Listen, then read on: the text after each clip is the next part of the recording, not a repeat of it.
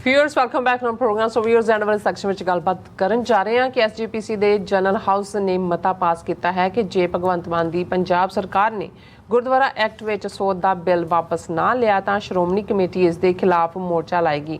अफसोस इस गल का है कि जिस श्रोमणी अकाली दल और श्रोमणी कमेटी सामने ब्रिटिश साम्राज को झुकन से मजबूर होना पिया सी, अज उसकी हालत मंगत्या वर्गी है। सो इस बारे आप गलबात करन जा रहे हैं। सो असी चाहांगे कि तुसां इस तरह बने रहना, देखने सुन लिया, लिखने लिए तो सब का बहुत बहुत शुक्रिया जी। राज साहब की विचार है? देखो, इस इशू ते गल करन तो पहला जिहड़े साडे वीर भैणां फेसबुक दे उत्ते साडे नाल जुड़े हुए ने, जिन्हां च बॉब सिंह वो लिखते ने, वीर हरदीप सिंह निज्जर भावें 50 साल होर जी लैंदा पर शायद ये रुतबा ना हासिल हुंदा। जिन्नियां भी थोड़ी हंडाई है कौम की गल करदे हैं वो संगत ने पंथ ने प्रवान कीते।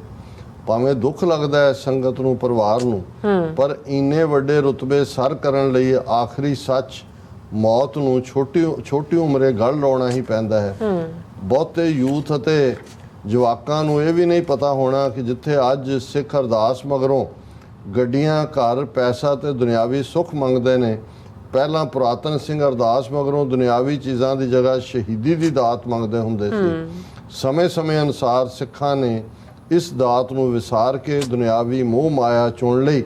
शहीद कदी नहीं मरदा, वो अमर हुंदा है, वरियां तक उस दियां बातां उस नूं जिउंदा रखदियां ने। बिल्कुल ठीक फरमाया बॉब सिंह जी तुसीं। हरजिंदर गिल, दविंदर संधू, फिर हरजिंदर गिल, जसबीर सिंह हरमिंदर, संदीप सिंह चाल, इन्होंने फतेह बुलाई है। और एक मैसेज दीप सिंह और सोहन सिंह मायल, दविंदर संधू उन्होंने, लेकिन एक मैसेज कमल सिंह होरां दा मैं साझा करना चाहांगा। अच्छा, कल दे अजीत विच लगियां दो खबरां बड़ा ध्यान मंगदियां हन। एक, पाकिस्तान ने LOC ते चीन दियां बणियां परमाणु ਬੰਬ ਦੇ ਗੋਲੇ ਦਾਗਣ ਵਾਲੀਆਂ HS-15 ਤੋਪਾਂ ਫਿੱਟ ਕੀਤੀਆਂ ਹਨ ਅਤੇ ਚੀਨ ਪਰਲੇ ਕਸ਼ਮੀਰ ਵਿੱਚ ਸੁਰੰਗਾਂ ਤੇ ਆਲ ਵੈਦਰ ਸੜਕਾਂ ਬਣਾਉਣ ਵਿੱਚ ਵੀ ਮਦਦ ਕਰ ਰਿਹਾ ਹੈ। ਦੂਜਾ, ਚੀਨੀ ਫੌਜ ਵਿੱਚ ਭਰਤੀ ਕੀਤੇ ਤਿੱਬਤੀਆਂ ਨੇ ਚੀਨ ਵਾਲੇ ਪਾਸੇ LOC ਤੇ ਕੀਤਾ ਮਾਰਚ। ਇਸ ਤੋਂ ਇਹ ਲੱਗਦਾ ਹੈ ਕਿ ਦੂਸਰੀਆਂ ਹਕੂਮਤਾਂ ਇਹ ਸਮਝਦੀਆਂ ਹਨ ਕਿ 2025 ਤੋਂ ਪਹਿਲਾਂ ਹਿੰਦੂਤਵੀ ਪਾਕਿਸਤਾਨ ਆਕੂਪਾਈਡ ਕਸ਼ਮੀਰ ਲੈਣ ਦਾ ਯਤਨ ਕਰ ਸਕਦੇ ਹਨ, ਕਿਉਂਕਿ ਹੁਣ ਹੋਰ ਛੋਟੇ-ਮੋਟੇ ਮੁੱਦਿਆਂ ਤੇ ਲੋਕਾਂ ਨੇ ਵੋਟਾਂ ਨਹੀਂ ਦੇਣੀਆਂ, ਜਾਂ ਗੋਦੀ ਮੀਡੀਆ ਹੀ ਝੂਠ ਫੈਲਾ ਰਿਹਾ ਜੋ ਵੀ ਹੋਵੇ। ਪਰ ਜੇ ਕੁਝ ਇਸ ਤਰ੍ਹਾਂ ਦਾ ਹੁੰਦਾ ਹੈ ਤਾਂ ਸਿੱਖਾਂ ਨੂੰ ਇਸ ਲਈ ਬਹੁਤ ਤਿਆਰੀ ਦੀ ਲੋੜ ਹੈ। ਜੋ ਆਪਣੇ ਬੰਦੇ ਅਕਾਲ ਤਖਤ ਜਾਂ SGPC ਆਜ਼ਾਦ ਕਰਵਾਉਣ ਲਈ ਜਥੇ ਬਣਾ ਰਹੇ ਹਨ, ਉਹਨਾਂ ਨੂੰ ਇੱਧਰ ਵੀ ਧਿਆਨ ਦੇਣਾ ਚਾਹੀਦਾ ਹੈ ਕਿ ਪੰਜਾਬ ਵਿੱਚ ਲੋਕਾਂ ਨੂੰ ਇਸ ਲਈ ਤਿਆਰ ਕੀਤਾ ਜਾਵੇ। ਜ਼ਿਆਦਾ ਰੌਲੇ ਰੱਪੇ ਤੋਂ ਬਿਨਾਂ ਸੰਤਾਂ ਦੇ ਕਹਿਣ ਵਾਂਗ ਪਹਿਲਾਂ ਵਾਲੀ ਗਲਤੀ ਨਾ ਹੋਵੇ ਕਿ ਸਿੱਖ ਦਾ ਕੰਮ ਹੈ ਕਿ ਮੈਨੂੰ ਖੜੇ ਹੋਣ ਲਈ ਥਾਂ ਦਿਓ, ਬਹਿਣ ਲਈ ਮੈਂ ਆਪੇ ਬਣਾ ਲੈਣੀ ਹੈ। ਕਮਲ ਸਿੰਘ ਜੀ ਤੁਹਾਡਾ ਬਹੁਤ ਬਹੁਤ ਸ਼ੁਕਰੀਆ। ਇਹ ਦੋਵੇਂ ਹੀ ਖਬਰਾਂ ਮੈਂ ਵੀ ਦੇਖੀਆਂ ਜੀ, ਔਰ ਇਹਦੇ 'ਚ ਕੋਈ ਸ਼ੱਕ ਨਹੀਂ ਹੈ ਕਿ ਇਹ ਈਵਨ ਬਾਹਰਲੇ ਮੀਡੀਆ 'ਚ ਵੀ ਕਵਰ ਹੋਈਆਂ, ਕਿਉਂਕਿ ਅਜੀਤ ਦੇ ਆਪਣੇ ਕੋਈ ਸਾਧਨ ਨਹੀਂ ਨੇ, ਇਹ ਜਿਹੜੀਆਂ ਖਬਰਾਂ ਹੋਰ ਲੱਗਦੀਆਂ ਨੇ ਉਹਦਾ ਪੰਜਾਬੀ ਟਰਾਂਸਲੇਸ਼ਨ ਹੀ ਹੁੰਦਾ। ਕਿਉਂਕਿ ਜਿੰਨਾ ਭਾਰਤ ਅਮਰੀਕਾ ਦੀ ਕੱਛ 'ਚ ਵੜ ਰਿਹਾ ਹੈ, ਜਿਸ ਕਿਸਮ ਦੇ ਹਥਿਆਰਾਂ ਦੇ ਸੌਦੇ ਜਾਂ ਦੂਜੇ ਤੀਜੇ ਕਰਨ ਵੱਲ ਵੱਧ ਰਿਹਾ, ਸੋ ਚੀਨ ਵੀ ਇਸ ਗੱਲ ਨੂੰ ਮਹਿਸੂਸ ਕਰਦਾ ਹੈ ਕਿ ਪਾਕਿਸਤਾਨ ਨੂੰ ਇੰਨਾ ਸਟਰੈਂਥਨ ਕੀਤਾ ਜਾਏ, ਕਿਉਂਕਿ ਚੀਨ ਭਾਰਤ ਨਾਲ ਤਾਂ ਆਪਣੇ ਆਪ ਨੂੰ ਕੰਪੀਟੀਟਰ ਮੰਨਦਾ ਹੀ ਨਹੀਂ ਹੈ, ਉਹ ਤਾਂ ਮੰਨਦਾ ਅਮਰੀਕਾ ਦੇ ਨਾਲ ਹੀ। ਉਹ ਪਾਕਿਸਤਾਨ ਨੂੰ ਉਨੇ ਕੁ ਲੈਵਲ ਤੇ ਖੜਾ ਕਰ ਦਿੰਦਾ ਕਿ ਉਹ ਇਕੱਲਾ ਹੀ ਜਿਹੜਾ ਭਾਰਤ ਨਾਲ ਨਿਬੜ ਸਕਦਾ।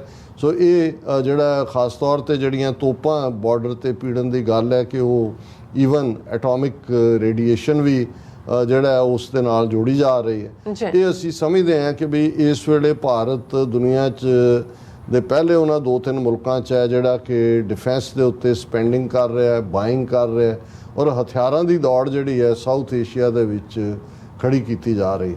ਔਰ ਇਹਦੇ 'ਚ ਵੀ ਕੋਈ ਸ਼ੱਕ ਨਹੀਂ ਹੈ ਕਿ ਭਾਰਤ ਅਗਲੀਆਂ ਚੋਣਾਂ ਤੱਕ ਜੇ ਇਹਨਾਂ ਨੂੰ ਕੋਈ ਹੋਰ ਮੁੱਦਾ ਨਾ ਮਿਲਿਆ, ਸਿੱਖਾਂ ਦਾ ਮੁੱਦਾ, ਮੈਨੂੰ ਇਹ ਲੱਗਦਾ ਜਿਵੇਂ ਸਾਡੇ ਵੀਰ ਸਵਿੰਦਰ ਸਿੰਘ ਹੋਰਾਂ ਨੇ ਵੀ UK ਤੋਂ ਸਾਨੂੰ ਲਿਖਿਆ ਕਿ ਖਾਲਿਸਤਾਨ ਦੇ ਮੁੱਦੇ ਦੇ ਉੱਤੇ ਇਸ ਵਾਰ ਸਿੱਖਾਂ ਨੂੰ ਕੁੱਟ ਚਾੜ ਕੇ ਇਹ 2024 ਵਾਲੀ ਚੋਣ ਜਿੱਤਣ ਵੱਲ ਵਧਣਗੇ।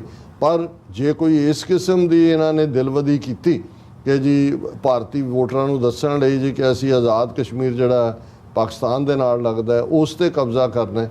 ਫਿਰ ਇਹ ਤਾਂ ਨਿਊਕਲੀਅਰ ਐਮੈਲਗੇਡਮ ਇੱਕ ਲਫ਼ਜ਼ ਹੁੰਦਾ ਹੈ ਜਿਹਦਾ ਹੁੰਦਾ ਨਿਊਕਲੀਅਰ ਤਬਾਹੀ। ਫਿਰ ਤਾਂ ਇਹ ਹੁਣ ਭੁੱਲ ਜਾਣ ਕਿ ਵੀ ਇਹ ਕੋਈ ਟ੍ਰੈਡੀਸ਼ਨਲ ਵੈਪਨਸ ਦੇ ਨਾਲ ਜਾਂ ਕੋਈ ਹੋਰ ਗੱਲ ਹੋਏਗੀ। ਸੋ ਇਹਨਾਂ ਨੇ ਦੋਨੋਂ ਹੀ ਖਬਰਾਂ ਮੈਂ ਵੀ ਦੇਖੀਆਂ ਸੀ, ਔਰ ਮੈਨੂੰ ਵੀ ਇਹ ਲੱਗਦਾ ਹੈ ਕਿ ਬਈ ਇਹ ਚੀਨ ਭਾਰਤ ਨੂੰ ਨਾਲ ਦੀ ਨਾਲ ਮੈਸੇਜ ਵੀ ਦੇ ਰਿਹਾ ਹੈ ਕਿ ਭਾਈ ਐਵੇਂ ਬਗਾਨੀ ਸ਼ਾਹ ਦੇ ਉੱਤੇ ਨਾ ਜਿਹੜਾ ਉੜਕਦਾ, ਫਿਰ ਤੇਰਾ ਪ੍ਰਬੰਧ ਅਸੀਂ ਇੱਥੇ ਵੀ ਕਰ ਸਕਦੇ ਹਾਂ। ਸ਼੍ਰੋਮਣੀ ਕਮੇਟੀ ਅਕਾਲੀ ਦਲ ਜ਼ਿਕਰ ਕਰਦਿਆਂ ਵੀ, ਇਸ ਨੂੰ ਡਿਸਕਸ ਕਰਦਿਆਂ ਵੀ ਦੁੱਖ ਹੁੰਦਾ, ਕਿਉਂਕਿ ਜਦੋਂ ਅਸੀਂ ਸਿੱਖ ਰਾਜ ਜਾਣ ਤੋਂ ਬਾਅਦ 1849 ਤੋਂ ਬਾਅਦ ਦੀਆਂ ਮੂਵਮੈਂਟਸ ਦੀ ਗੱਲ ਕਰਦੇ ਹਾਂ, ਭਾਈ ਮਹਾਰਾਜ ਸਿੰਘ, ਫਿਰ ਕੂਕਾ ਲਹਿਰ, ਫਿਰ ਗਦਰੀ ਬਾਬਿਆਂ ਦੀ ਲਹਿਰ, ਪਰ ਜਿਹੜੀ ਗਲੋਰੀਅਸ ਅੰਦਾਜ਼ ਦੇ ਵਿੱਚ ਪੀਸਫੁਲ ਅੰਦਾਜ਼ ਔਰ ਜਿਹਦੇ ਸਾਹਮਣੇ ਅੰਗਰੇਜ਼ ਝੁਕਣ ਤੇ ਮਜਬੂਰ ਹੋਇਆ, ਉਹ ਜਦੋਂ ਕਿ ਪ੍ਰਾਈਮ ਦੇ ਉੱਤੇ ਸੀ ਬ੍ਰਿਟਿਸ਼ ਅੰਪਾਇਰ, ਉਹਦੇ ਬਾਰੇ ਕਿਹਾ ਜਾਂਦਾ ਸੀ ਕਿ ਇਹਦੇ ਰਾਜ ਵਿੱਚ ਸੂਰਜ ਛੁਪਦਾ ਨਹੀਂ। ਸ਼੍ਰੋਮਣੀ ਗੁਰਦੁਆਰਾ ਪ੍ਰਬੰਧਕ ਕਮੇਟੀ ਦੀ ਹੋਂਦ, ਇਤਿਹਾਸਕ ਗੁਰਦੁਆਰਿਆਂ ਦਾ ਪੰਥ ਦੇ ਕੋਲ ਆਉਣਾ, ਇਸ ਦੇ ਲਈ ਬਹੁਤ ਵੱਡੀ ਕੁਰਬਾਨੀ ਜਿਹੜੀ ਅਕਾਲੀ ਮੋਰਚੇ, ਜਿਹਦੇ 'ਚ ਬੇਸ਼ੱਕ ਸਾਕਾ ਨਨਕਾਣਾ ਸਾਹਿਬ ਹੈ, ਚਾਬੀਆਂ ਦਾ ਮੋਰਚਾ ਹੈ, ਗੁਰੂ ਕੇ ਬਾਗ ਦਾ ਮੋਰਚਾ ਹੈ, ਗੰਗਸਰ ਜੈਤੋ ਦਾ ਮੋਰਚਾ, ਔਰ ਇਸ ਦੇ ਨਾਲ ਜੁੜੇ ਹੋਏ ਹੋਰ ਨਿੱਕੇ ਨਿੱਕੇ ਮੋਰਚੇ ਤਾਂ ਹਰ ਥਾਂ ਹੀ ਹਰ ਇਤਿਹਾਸਕ ਗੁਰਦੁਆਰੇ 'ਚ ਹੀ ਸਿੱਖਾਂ ਨੇ, ਉਹ ਸਿਆਲਕੋਟ ਹੋਏ, ਤਰਨਤਾਰਨ ਸਾਹਿਬ ਹੋਏ, ਸਾਕਾ ਜਿਹੜਾ ਪੰਜਾ ਸਾਹਿਬ ਹੋਏ, ਕਿੰਨਾ ਕੁਛ ਇਸ ਸਾਰੇ ਪੀਰੀਅਡ ਦੇ ਵਿੱਚ ਵਾਪਰਦਾ ਰਿਹਾ। ਹਾਲਾਂ ਸਾਡਾ ਹਮੇਸ਼ਾ ਕੰਸਰਨ ਹੁੰਦਾ ਹੈ ਕਿ ਭਾਈ ਤੁਸੀਂ ਜਿਹੜਾ ਇੰਨੀ ਵੱਡੀ ਐਜੀਟੇਸ਼ਨ ਰਨ ਕਰਕੇ ਚੁਕਾਇਆ ਅੰਗਰੇਜ਼ਾਂ ਨੂੰ, ਪਰ ਫੌਜਾਂ ਜਿੱਤ ਕੇ ਅੰਤ ਨੂੰ ਹਾਰੀਆਂ ਨੇ। ਗੁਰਦੁਆਰਾ ਐਕਟ ਤੁਸੀਂ ਉਹ ਮੰਨਿਆ ਜਿਹਦੇ ਥੱਲੇ ਹਕੂਮਤ ਨੇ ਤੁਹਾਡੀਆਂ ਚੋਣਾਂ ਕਰਵਾਉਣੀਆਂ, ਡਿਸਾਈਡ ਇਹ ਕਰਨਾ। 47 ਤੋਂ ਬਾਅਦ ਤਾਂ ਸਿੱਧਾ ਹੋ ਗਿਆ ਵੀ ਗਵਰਨਮੈਂਟ ਦੀ ਇੰਟਰਫੇਰੈਂਸ। ਕੱਲ੍ਹ ਵੀ ਅਸੀਂ ਗੱਲ ਕੀਤੀ ਸੀ ਕਿ 1959 ਦੇ ਵਿੱਚ ਨਹਿਰੂ ਤਾਰਾ ਸਿੰਘ ਪੈਕਟ ਇਹਦੇ ਥੱਲੇ ਹੀ ਹੋਇਆ ਸੀ, ਜਿਹਦੇ 'ਚ ਉਦੋਂ ਤੱਕ ਕਾਂਗਰਸ ਇੱਕ ਪਾਰਟੀ ਦੇ ਤੌਰ ਤੇ ਸ਼੍ਰੋਮਣੀ ਕਮੇਟੀ ਦੀਆਂ ਚੋਣਾਂ ਲੜਦੀ ਸੀ, ਕਮਿਊਨਿਸਟ ਪਾਰਟੀ ਵੀ ਲੜਦੇ ਸੀ। ਨਹਿਰੂ ਨੇ 1959 'ਚ ਮੰਨਿਆ ਸੀ ਕਿ ਹੈਂਡਜ਼ ਆਫ ਗੁਰਦੁਆਰਿਆਂ ਦੇ ਮਾਮਲੇ 'ਚ ਅਸੀਂ ਦਖਲਅੰਦਾਜ਼ੀ ਨਹੀਂ ਕਰਾਂਗੇ। ਹੁਣ ਦਖਲਅੰਦਾਜ਼ੀ ਤਾਂ ਸਿੱਧੀ ਉਸ ਲੈਵਲ ਤੇ ਪਹੁੰਚ ਗਏ ਕਿ ਜਦੋਂ ਉਹਨਾਂ ਦਾ ਜੀ ਕਰਦਾ ਚੋਣਾਂ ਕਰਵਾਉਂਦੇ ਨੇ, ਜਦੋਂ ਉਹਨਾਂ ਨੇ ਆਪਣੇ ਦੁਮਛੱਲੇ ਲਿਆਉਣੇ ਹੁੰਦੇ ਨੇ। ਹੁਣ 13 ਸਾਲ ਤੋਂ ਸ਼੍ਰੋਮਣੀ ਕਮੇਟੀ ਦੀਆਂ ਚੋਣਾਂ ਨਹੀਂ ਹੋਈਆਂ, ਪਰ ਆਲਰੇਡੀ ਸ਼੍ਰੋਮਣੀ ਕਮੇਟੀ ਲੀਰੋ ਲੀਰ ਕਰਤੀ, ਹਰਿਆਣਾ ਕਮੇਟੀ ਬਣਾਤੀ।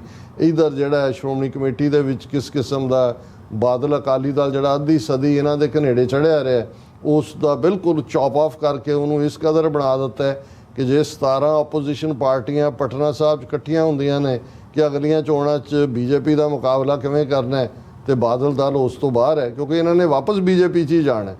ਹੁਣ ਕਿਉਂਕਿ ਟਸਲ ਜਿਹੜੀ ਹੈ ਉਹ ਹਿੰਦੂਤਵਾਦੀਆਂ ਦੋ ਟੀਮਾਂ ਬੀਜੇਪੀ ਔਰ ਆਮ ਆਦਮੀ ਪਾਰਟੀ 'ਚ ਹੈ। ਭਗਵੰਤ ਮਾਨ ਨੂੰ ਲੱਗਦਾ ਵੀ ਮੈਂ ਆਪਣੇ ਆਕਾ ਅਰਵਿੰਦ ਕੇਜਰੀਵਾਲ ਨੂੰ ਜੇ ਖੁਸ਼ ਕਰਨਾ ਤੇ ਮੈਂ ਦੱਸਾਂ ਕਿ ਵੀ ਮੈਂ ਵੀ ਪੰਜਾਬ ਦੇ ਵਿੱਚ ਜਿਹੜੀ ਹੈ ਸਿੱਖ ਵੋਟ ਬੈਂਕ ਵੀ ਤੋੜ ਰਿਹਾ, ਮੈਂ ਕਿਵੇਂ ਇਹਨਾਂ ਨੂੰ ਜ਼ਲੀਲ ਕਰ ਰਿਹਾ। ਔਰ ਜਿਵੇਂ 1 ਸਾਲ ਦੇ ਪੀਰੀਅਡ 'ਚ ਭਗਵੰਤ ਮਾਨ ਨੇ ਜਾ ਕੇ ਪਹਿਲਾਂ ਅਮਿਤ ਸ਼ਾਹ ਦੇ ਅੱਗੇ ਸਰੈਂਡਰ ਕੀਤਾ, NSA ਦੀਆਂ ਟੀਮਾਂ ਲਿਆ ਕੇ, ਫਿਰ ਜਿਵੇਂ ਭਾਈ ਅੰਮ੍ਰਿਤਪਾਲ ਸਿੰਘ ਔਰ ਦੂਸਰੇ 9 ਹੋਰ ਸਿੱਖਾਂ ਨੂੰ ਡਿਬਰੂਗੜ੍ਹ 'ਚ 2900 ਕਿਲੋਮੀਟਰ ਦੂਰ NSA ਦੇ ਥੱਲੇ ਰੱਖਿਆ ਹੋਇਆ। ਫਿਰ ਗੁਰਬਾਣੀ ਕੀਰਤਨ ਪ੍ਰਸਾਰਣ ਨੂੰ ਲੈ ਕੇ, ਬੇਸ਼ੱਕ ਇਹ ਸਿੱਖਾਂ ਦਾ ਕੰਸਰਨ ਹੈ, ਸਿੱਖ ਖੁਦ ਨਿਬੜ ਲੈਣਗੇ। ਹੁਣ ਉਹਨੂੰ ਲੈ ਕੇ ਪੰਜਾਬ ਅਸੈਂਬਲੀ ਦੇ ਵਿੱਚ ਗੁਰਦੁਆਰਾ ਅਮੈਂਡਮੈਂਟ ਬਿੱਲ 'ਚ ਸਟੇਟ ਅਸੈਂਬਲੀ ਜਿਹੜੀ ਆ ਉਹ ਸੋਧ ਕਰ ਰਹੀ ਹੈ। ਔਰ ਇਸ ਨੇ ਇਹ ਵੀ ਦੱਸ ਦਿੱਤਾ ਕਿ ਭਾਈ ਅਕਾਲੀ ਦਲ ਸ਼੍ਰੋਮਣੀ ਕਮੇਟੀ ਦੇ ਪੱਲੇ ਕੁਝ ਨਹੀਂ ਹੈ। ਹੁਣ ਸੁਖਬੀਰ ਬਾਦਲ ਜਾਂ ਅਕਾਲੀ ਦਲ ਦੀ ਇਹਦੇ ਤੇ ਕੋਈ ਸਟੇਟਮੈਂਟ, ਕੋਈ ਇਕੱਠ, ਕੋਈ ਪੰਥਕ ਵਿਚਾਰ ਕਿ ਭਾਈ ਇਹ ਸਿੱਧਾ ਹਕੂਮਤ ਕਰ ਰਹੇ। ਹਾਂ, ਉਹ ਹਰਜਿੰਦਰ ਸਿੰਘ ਧਾਮੀ ਉਹ ਵਕੀਲ ਸਾਹਿਬ ਨੇ, ਉਹ ਵਿਚਾਰੇ ਜਦੋਂ ਬੋਲਦੇ ਵੀ ਨੇ ਮੈਨੂੰ ਤਾਂ ਕਈ ਵਾਰ ਲੱਗਦਾ ਹੁੰਦਾ ਕਿ ਵੀ ਤਰਸ ਵੀ ਆਉਂਦਾ, ਕਿਉਂਕਿ ਉਹਨਾਂ ਦਾ ਪਿਛੋਕੜ ਕਿਹਾ ਜਾਂਦਾ ਜੀ ਚੰਗੇ ਇਮਾਨਦਾਰ ਬੰਦਾ ਇਹ ਉਹ, ਪਰ ਉਹਨਾਂ ਨੂੰ ਮੋਹਰਾ ਬਣਾਇਆ ਹੋਇਆ। ਪਹਿਲਾਂ ਤਾਂ ਗਿਆਨੀ ਹਰਪ੍ਰੀਤ ਸਿੰਘ ਬਣਾ ਛੱਡੇ, ਐਕਟਿੰਗ 5 ਸਾਲ ਉਹਦੇ ਤੋਂ ਕਰਵਾਈ ਗਏ। ਜਦੋਂ ਉਹਨਾਂ ਨੂੰ ਲੱਗਾ ਸ਼ਾਇਦ ਵੀ ਫਿੱਟ ਨਹੀਂ ਬਹਿੰਦਾ ਤੇ ਉਹਦੀ ਐਕਟਿੰਗ ਖਤਮ ਕਰ ਦਿੱਤੀ। ਹੁਣ ਉਹਦੇ ਵਾਲੀ ਐਕਟਿੰਗ ਵੀ ਤੇ ਵਿਦਨ ਸ਼੍ਰੋਮਣੀ ਕਮੇਟੀ ਵੀ ਉਹਨੇ, ਔਰ ਇਹ ਸਪੋਕਸਮੈਨ ਅਕਾਲੀ ਦਲ ਦਾ ਵੀ ਹਰਜਿੰਦਰ ਸਿੰਘ ਧਾਮੀ ਸ਼੍ਰੋਮਣੀ ਕਮੇਟੀ ਪ੍ਰਧਾਨ ਹੀ ਬਣਿਆ ਹੋਇਆ। ਉਹਨਾਂ ਨੇ ਜਨਰਲ ਹਾਊਸ 'ਚ ਮਤਾ ਪਾਸ ਕਰਾਇਆ ਕਿ ਜੀ ਜੇ ਇਹ ਜਿਹੜਾ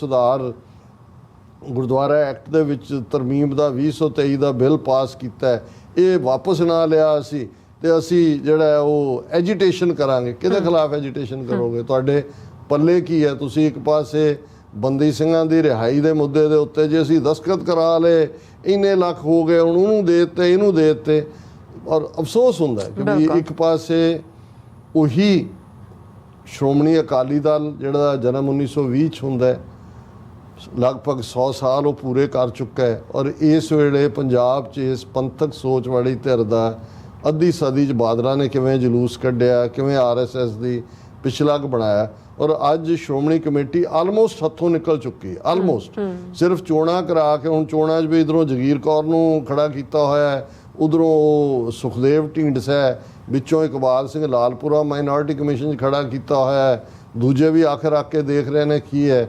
ਭਗਵੰਤ ਮਾਨ ਵੀ ਜਿਹੜਾ ਹੈ ਉਹ ਡਾਇਰੈਕਟ ਇੰਟਰਫੀਅਰੈਂਸ ਦੇ ਉੱਤੇ ਉਤਰ ਆਇਆ।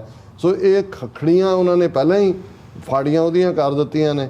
ਸੋ ਇਹ ਇੱਕ ਅਫਸੋਸਨਾਕ ਚੈਪਟਰ ਹੈ ਕਿ 100 ਸਾਲ ਬਾਅਦ ਸ਼੍ਰੋਮਣੀ ਕਮੇਟੀ ਔਰ ਅਕਾਲੀ ਦਲ ਦੀ ਪਿਟੀਏਬਲ ਕੰਡੀਸ਼ਨ। ਦੂਸਰੇ ਪਾਸੇ 1925 ਦੇ ਵਿੱਚ RSS, ਜਿਸ ਨੂੰ ਕੁਛ ਜਿਹੜੇ ਨੇ ਪੰਡਤ ਮਰਾਠੇ ਹੈਡਗਵੇਅਰ ਔਰ ਬਾਅਦ ਚ ਗੋਲਵਲਕਰ, ਉਹ ਇਕੱਠੇ ਹੋ ਕੇ ਕਿ ਜੀ ਇਹ ਤਾਂ ਬ੍ਰਾਹਮਣ ਸਾਮਰਾਜ ਵਾਲਾ ਭਾਰਤ ਚਾਹੀਦਾ ਹੈ, ਔਰ ਦੂਜਾ ਲੇਕਿਨ ਉਹ ਵੜਦੇ ਨੇ ਸਮਾਜ ਸੇਵਾ ਦੇ ਨਾਂ ਥੱਲੇ।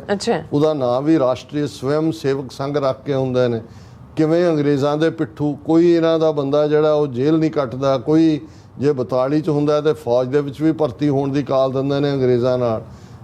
ਗਾਂਧੀ ਨੂੰ ਮਾਰਨ ਦਾ ਕੰਮ ਕਰਦਾ ਨਥੂਰਾਮ ਗੋਡਸੇ, 3 ਵਾਰ ਪਾਬੰਦੀ ਲੱਗਦੀ। ਪਰ ਅੱਜ RSS ਦੁਨੀਆ ਦੀ ਸਭ ਤੋਂ ਜ਼ਿਆਦਾ ਧਨਵਾਨ, ਸਭ ਤੋਂ ਜ਼ਿਆਦਾ ਮੈਂਬਰਸ਼ਿਪ, ਔਰ ਅਬਵ ਆਲ ਨਰਿੰਦਰ ਮੋਦੀ ਪਿਛਲੇ 9 ਸਾਲ ਤੋਂ ਜਿਹੜਾ RSS ਦੀ ਵਿਚਾਰਧਾਰਾ ਹਿੰਦੂ ਹਿੰਦੀ ਹਿੰਦੁਸਤਾਨ ਉਸ ਨੂੰ ਇੰਪਲੀਮੈਂਟ ਕਰ ਰਿਹਾ। ਤੇ ਸਿੱਖਾਂ ਦੀ ਇੱਕੋ ਇੱਕ ਪਾਰਟੀ ਜਿਹੜੀ ਸਿੱਖ ਰਾਜ ਜਾਣ ਤੋਂ ਬਾਅਦ ਜੇ ਪੰਥਕ ਮੁੱਦਿਆਂ ਦੇ ਉੱਤੇ ਫੋਕਸ ਹੋ ਕੇ ਕੋਈ ਸਟਰਗਲ ਦੀ ਗੱਲ ਆਈ ਸੀ ਤੇ ਉਹ ਅਕਾਲੀ ਦਲ ਕੋਲ ਸੀ, ਉਹ ਜਿਹੜੀ ਹੈ ਬਿਲਕੁਲ ਤਹਿਸ ਨਹਿਸ ਹੋ ਚੁੱਕੀ। ਜੀ ਡਾਕਟਰ ਸਾਹਿਬ, ਤੁਹਾਡਾ ਬਹੁਤ ਬਹੁਤ ਸ਼ੁਕਰੀਆ। ਤੁਸੀਂ ਆਪਣੇ ਵਿਚਾਰ ਸਾਡੇ ਦਰਸ਼ਕਾਂ ਨਾਲ ਸਾਂਝੇ ਕੀਤੇ ਨੇ। ਸੋ ਇਸ ਤਰ੍ਹਾਂ ਆਪਣੇ ਵਿਊਅਰਸ ਕੋਲ ਨੇ ਇਜਾਜ਼ਤ। ਵਿਊਅਰਸ, ਸਾਡੇ ਪ੍ਰੋਗਰਾਮ ਦਾ ਸਮਾਂ ਇੱਥੇ ਮੁੱਕਦਾ। ਤੁਸੀਂ ਆਪਣੀ ਰਾਏ ਤੇ ਸੁਝਾਅ ਸਾਨੂੰ ਭੇਜਣਾ ਭੁੱਲਣਾ। ਸਾਡੇ ਇਸ ਪਤੇ ਤੇ SOS@TV ਤੇ ਅਸੀਂ ਆਪਣਾ ਪ੍ਰੋਗਰਾਮ ਲੈ ਕੇ ਫਿਰ ਦੁਬਾਰਾ ਤੁਹਾਡੇ ਰੂਬਰੂ ਹੋਵਾਂਗੇ। ਤਦ ਤੱਕ ਲਈ ਮੈਨੂੰ ਤੇ ਆਪਣਾ ਸੁਣਾ ਗਿਆ ਦੋ। ਦੇਖਦੇ ਰਹੋ TV 4। ਬੁਲਾ ਦਿਓ ਫਤਿਹ।